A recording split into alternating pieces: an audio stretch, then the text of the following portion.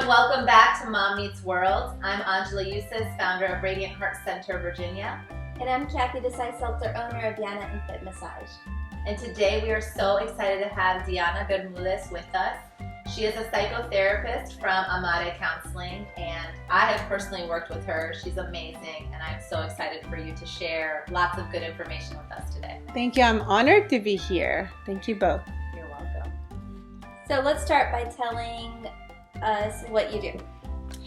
I help very young families to find more harmonious and joyful relationships in three ways. Workshops for groups of parents, Okay. one-on-one coaching, and also psychotherapy in my office here in Arlington. And I use art therapy, play therapy, yoga, and mindfulness primarily. Yeah, it's awesome. And what led you to doing this work? Diana? I first became a psychotherapist because as an immigrant in the United States, I wanted to help families from all over the world, and then also families with different cultural values, and to adjust to the American culture.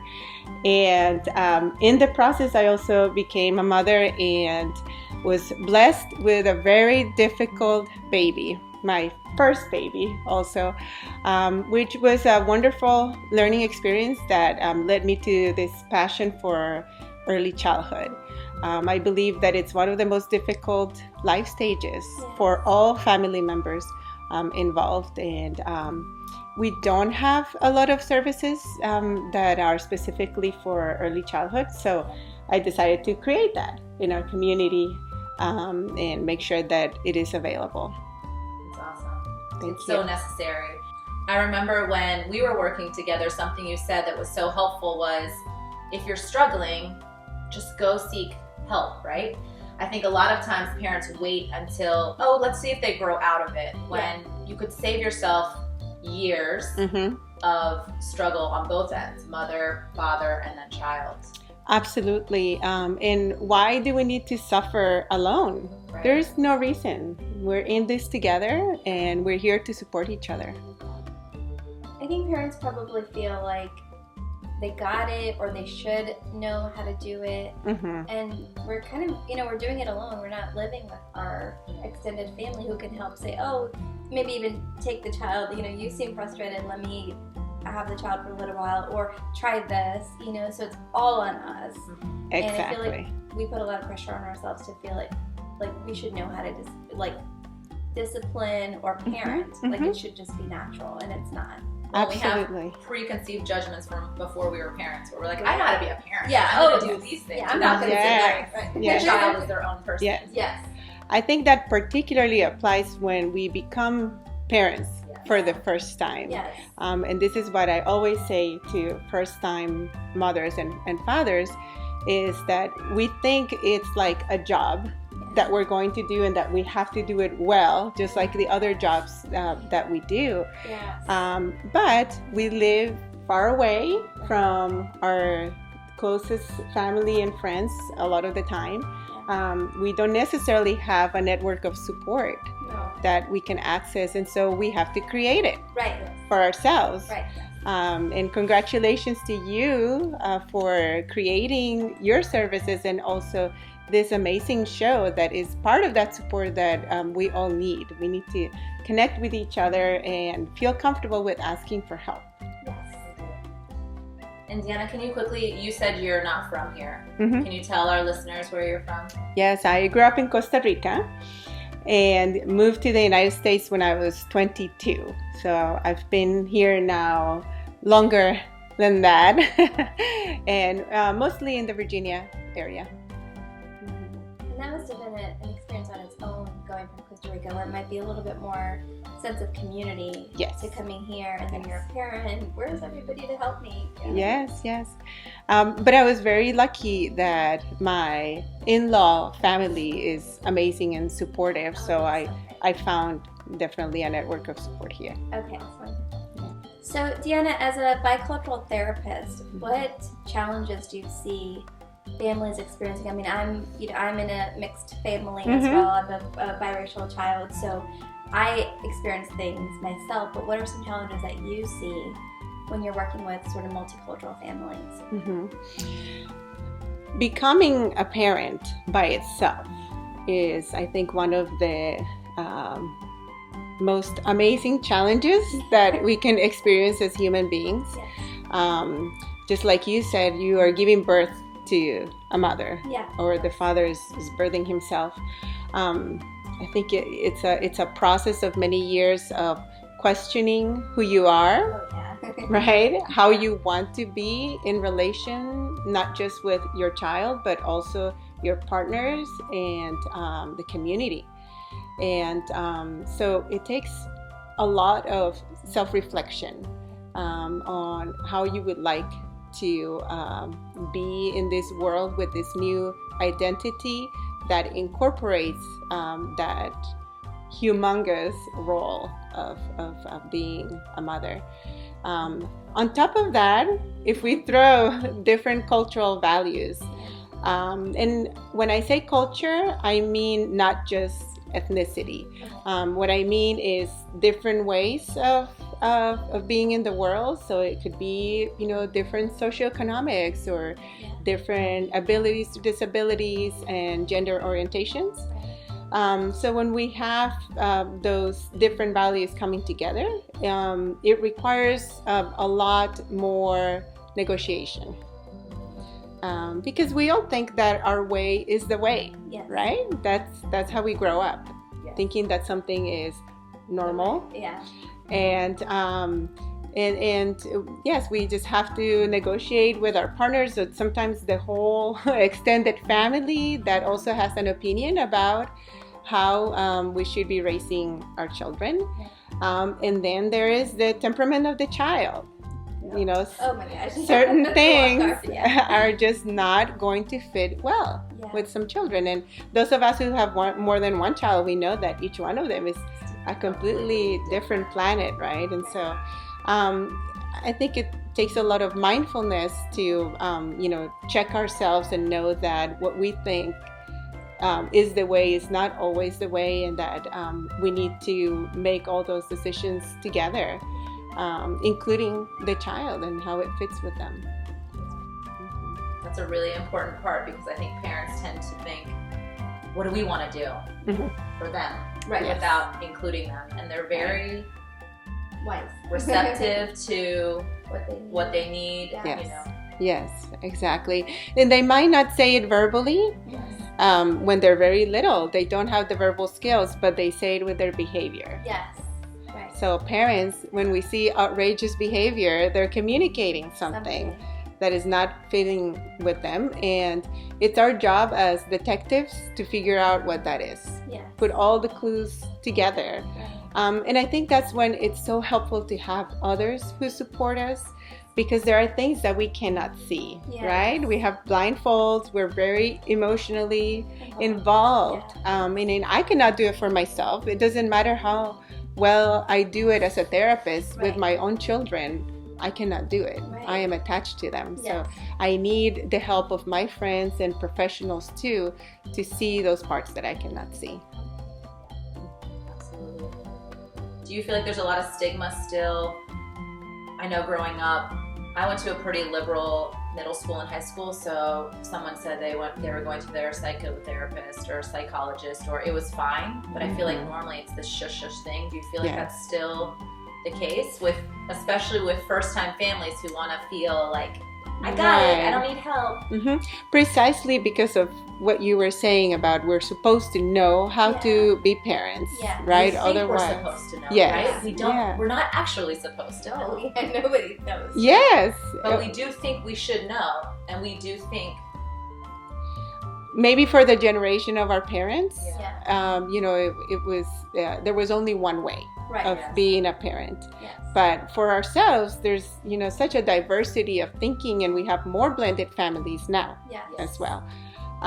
So I think that it has gotten a lot better in terms of the stigma for psychotherapy, but there still is the perception that things have to have become really difficult in order to need help. Right. And we wait and wait and wait, and there's a lot of suffering involved there, including for the children who are not the ones making the decision, right? But if we seek help, and not just psychotherapy, but help from our friends and our family members in more proactive ways, then we prevent getting to the point of a crisis or even developing mental illness. Yes. So the earlier, the better.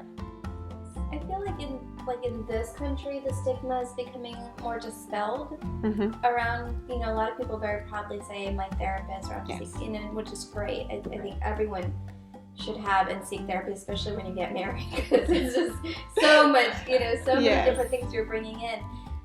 But I feel like in the immigrant communities, like for example in the Indian community, there's still a lot of stigma. There's a lot of, we have to show of image of knowing it all and having it all and being perfect, and we don't have any flaws and we don't have physical ailments. Right. Until, how can you hide it? Not hide it anymore. So I think that stigma still exists in immigrant communities. Yes. So I think the stigma is that if you need therapy, you are weak. Yeah. Right? Or something is wrong. You're not strong enough. You're not strong enough. Yes. That's a good point. But we're strong together. Right. We rise by lifting each other. Yes. So why suffer alone? Right. There's absolutely no reason. Yeah, absolutely. So Vyana, how does your work support the whole family? You were talking about, it's not just the couple, but also the child's need to participate. Can you explain that? In fact, my approach is family-based. Okay. I almost never work one-on-one with a child. Because children of this age have very little control over their environment and their lives as a whole. It's really the parents who are creating the environment, also the educators in early childhood centers. And so we need to improve those environments and the relationships for the children if we want them to be able to flourish emotionally. So I meet with as many family members as possible as schedules allow, but definitely at least the parents or one parent and the child. And we practice healthier ways of relating with each other that allow everybody to express their feelings and also heal from the difficult experiences that they have had together.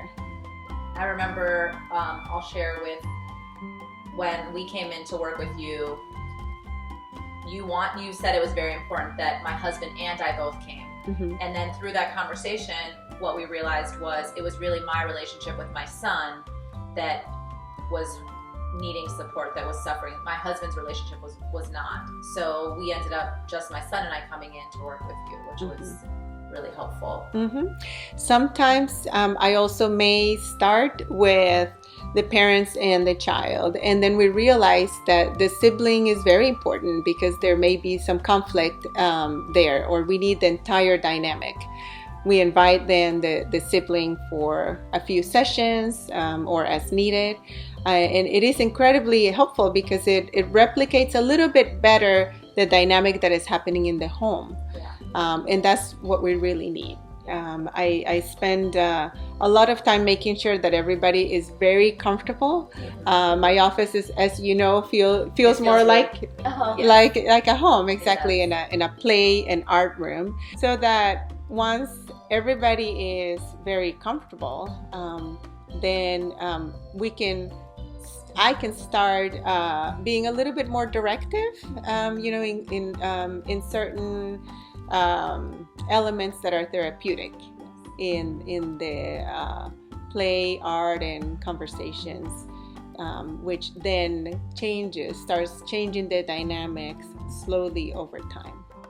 Do an amazing job of, and I think a lot of parents feel this way, like, okay, come on, let's get it done. And you were very clear up front that this was not going to be a rushed thing because, as you've said a few times, the child is in such little control so often in their lives that you really empower them in your space and take their lead, which is beautiful, because oftentimes we as parents want them to fit into our molds of what we want to happen. Yes. And definitely we want it to be quicker. On our time.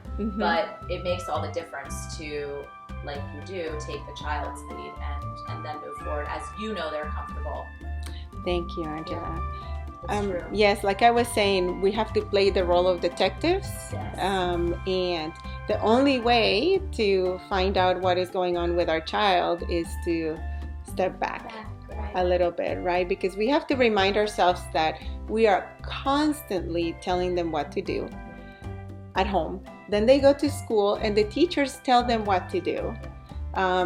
So we end up then having some behaviors that are challenging or getting into power struggles. Yes. And I think a lot of it is about the children wanting to assert themselves and wanting to have a little bit of power, which all human beings need. Yes. Right? So the more we allow them to be themselves and lead us sometime, especially through play, right? Sometimes we even want to manage the play, right? We're playing and we're like, no, we don't say that. I remember our first, Luke and I were playing a game, and after, the other nice thing is after the session, we kind of had talks and you would share your perspective, which helped me. And you said, you're pretty competitive. You didn't say it that way, but and I was like, I always say I'm not competitive, but I was like, look, Exactly. I was like, yep, I observed a bit of competition. Yes, and that's the part that other people help us to see from the outside, right? We don't see those things in ourselves. We cannot. It's humanly impossible. Yes. Exactly. So I'd love to hear more about how you incorporate play and music in helping us process what's going on or helping us heal. Can you talk about that a little bit more? Yes, art therapy and also play therapy are modalities of therapy that use those two forms to allow people to first express themselves and then through symbolic means. Right, so it doesn't matter how old you are. It doesn't matter how good you are at expressing yourself, because you're saying things through what you choose, what symbols you choose. By the way, I do sand tray as well, which is great. It's a sandbox with a lot of miniatures this big that you can put in the sand to create stories or worlds. And we adults, when we use it, we say more than we could say with words. That's you did that with us. Luca picked figurines to represent our family. Exactly. And then, even the size of them was interesting. Oh, really? And how they would position them in the sand or on paper. So I can, read with the symbols and also put that information together with what is being said, the behavior, the feelings that you seem to be expressing when you're playing with these things, and background information that of course I have gotten from the parents during the intake interviews, so that I know what the major issues are, and putting all of that information together, I come up with hypotheses that I discuss with the parents so that first we can figure out where the emotional needs of the child are. Okay. And because there is no recipe, there is no one thing that is going to help all children of this age. That everyone is so unique in this world. So we have to figure out first what is going on with this person. And according to that, then I look into my bag of tricks and I say, okay, I think this would help. Mom, Dad, what do you think? Let's try this. And then it's trial and error, right? Because we can't predict how it's going to go. And the most important thing is, how is this going to transfer to everyday routines at home and at school, So we also, make sure to talk about that. So maybe when you're at home, you can try this, and including the child. And I like to empower the children by saying, so you remind mom and dad the next time that you feel very upset or that they are getting upset, you remind them to do the breathing exercises or to use maybe one of the characters or symbols that we were talking about in our office, and it works. It really works, because then they come back with their stories. Yeah. How Mom and Dad didn't listen. Sometimes. They told us how, we had this conversation because I would ask Luca to go to his room just to calm down, because that seemed what I would do, right? Go to my own space. Through our work, it came up that he did not like that. He felt like it was a punishment, which was not what I was trying to do. Right. Yes. So we negotiated in Vyana's office, he can go to the playroom, which is away from this area where we normally are, but it's not somewhere up. Yes. And that thing that looks like maybe a minor difference means a world to him. Yes. The fact that he was able to choose where he wants to do his own calming down, that works the best for him. It really does. And still, sometimes Jeff was like, go upstairs, and he looks at me like, come on, tell him. It's a playroom, that's my choice. I know, yeah. That was not the agreement. Right, exactly. And I can share a story from, as far as the play therapy. Yeah. So my middle son has chronic Lyme disease, and fortunately it's dormant, but he had to do a lot of blood work. And so that was one of the issues. We had a challenge of kind of power struggle, because when we were trying to help him, I was very controlling because I was scared, and that led into behavioral issues later on. So he was up for another blood work just to make sure the Lyme was still dormant. And I told Vyana, there's a lot of old friction there. And so she suggested role-playing out going to the doctor's office. So then you recommended Berenstain Bears stage fright, and we went step by step, and you said, okay, who is there to Luca? Who do you want to play which roles? And actually in a position where he normally had to hold his arm out and would scream or cry because he had to be the one in control but not making the choice, right? In control of himself. You asked him who plays what. And so we went step by step, and he said, oh, you need the Band-Aid, and it was amazing because he got to express things I didn't know he really saw or knew, which I think is a big part of the play therapy. They have a lot more understanding of things with their own perception than we ever asked. That was so empowering to him, that you allowed him to make the decisions. And I remember clearly that he was actually excited to go to do the blood work. After our appointment, he said, can we go now to get the blood work? And I said, no, because the office is closed, darn it. Who I would. I was like, we'll go Monday morning. But we left, he was ready to go. Yes. It was really cool. It was a beautiful moment. Yeah, it was. Thank you for that. Thank you for the work you did. Yeah, it did take some self-awareness and putting your kind of pride and ego aside to say, okay, I may not know what's the best approach. Let me try this. So that was great.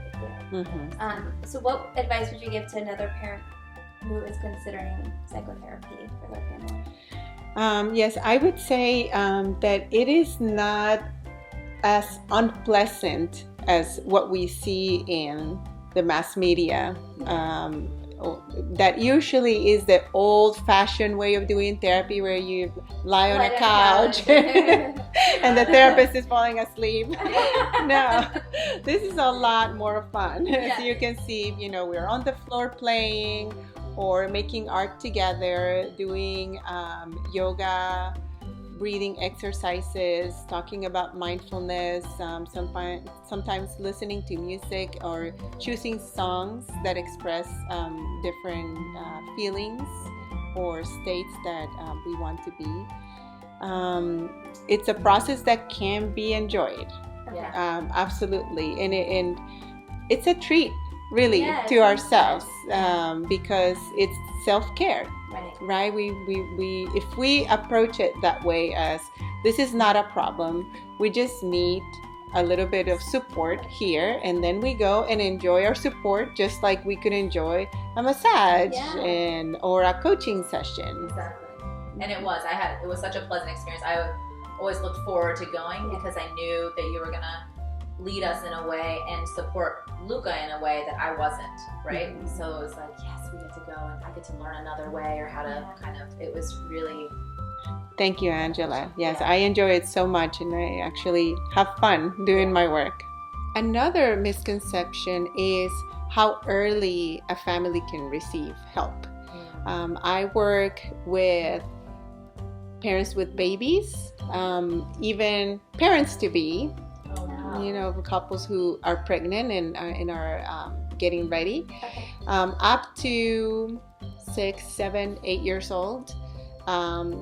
As I was saying, since we use so many different ways of communicating that are not verbal, you don't have to use words, and you can, babies express themselves with their behavior and their play and even their art. So this way we can involve everybody of all ages. That's great. So can you kind of summarize psychotherapy or some things that you shared today, really important messages you want our listeners to take with them? I think the most important message is to support each other and to reach out when we need it. There are so many ways of doing that these days, right? It doesn't have to be psychotherapy in a formal way, but parents groups that end up being therapeutic, right? Even sometimes we just get together with our friends at home, and that is a huge source of support. But also attending workshops and or coaching are wonderful ways of enhancing our lives and our relationships. I want to mention that I have some workshops coming up. They are called Family Resilience through Yoga and Mindfulness. And they're happening in different yoga studios around the area. Thank you so much for everything you shared. I highly recommend Vyana. When I would talk about Luca, I'd go and say, what about this kid and that kid? We'll have a long-lasting friendship and support. You really have been a support. Absolutely. Mutual support. Yeah, I highly recommend looking up Amade Counseling. You can find Vyana's information below. You can also find our handles, Facebook, Instagram, Twitter.